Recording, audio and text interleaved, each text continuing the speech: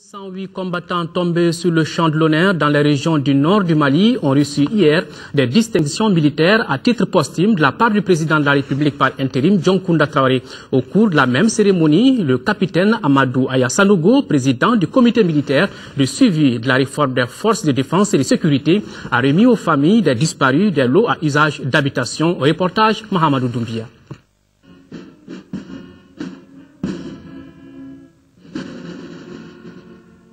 Des lots à usage d'habitation pour les familles et ayant droit de 208 combattants des opérations Djigitou et Badenko tombés sur le champ de l'honneur ont été offerts par le capitaine Amadou Aya Sanogo, président du comité militaire de suivi de la réforme des forces de défense et de sécurité.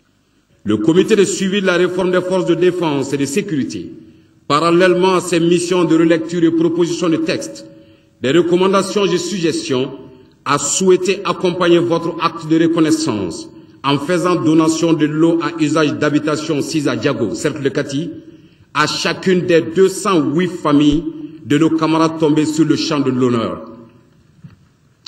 À Aguelok, Tessalit, Kidal, Boureissa, Abeibara, Tenzawaten, Kona, Douanza, Gao, Tombouctou et Menaka, pour ne citer que ceux-ci. À cela s'ajoute la somme d'1 100 000 francs allouée par le ministère de la Défense, somme dont plusieurs familles ont déjà bénéficié. Obtenus grâce à la mairie de Diago et au gouverneur de Koulikoro, ces 208 lots à usage d'habitation couvrent une superficie de 56 hectares, 10 centiares, aménagés sur fonds propres du comité militaire de suivi de la réforme des forces de défense et de sécurité.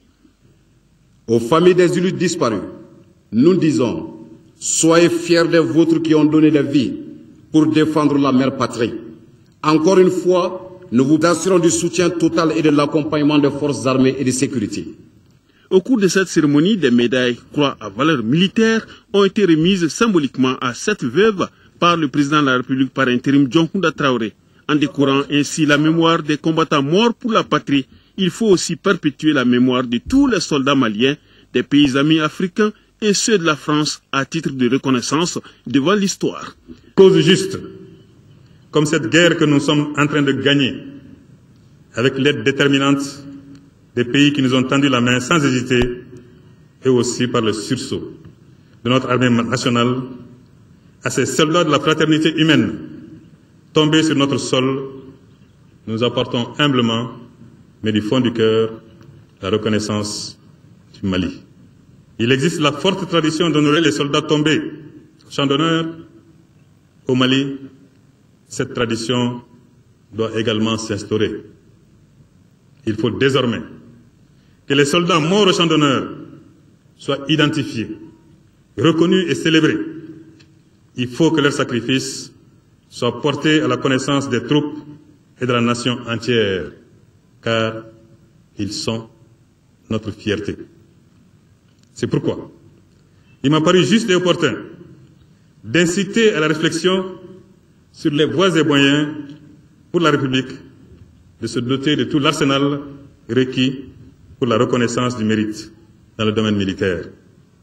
Du reste, il me plaît d'annoncer à nos compatriotes les efforts en cours pour trouver un site qui servira de cimetière à tous ceux qui sont tombés sur le champ d'honneur ou tomberont encore, car la loi de la guerre est impitoyable et nous aurons encore des victimes. Au dire de la directrice du génie militaire, le colonel-major Nana Tchemogo Traoré, ces distinctions magnifient les soldats qui ont lutté jusqu'à leur dernière goutte de sang. Pour les veuves et ayants droit, ces gestes sont des soutiens inestimables qui réconfortent le moral et resteront inoubliables pour toutes les familles éplorées.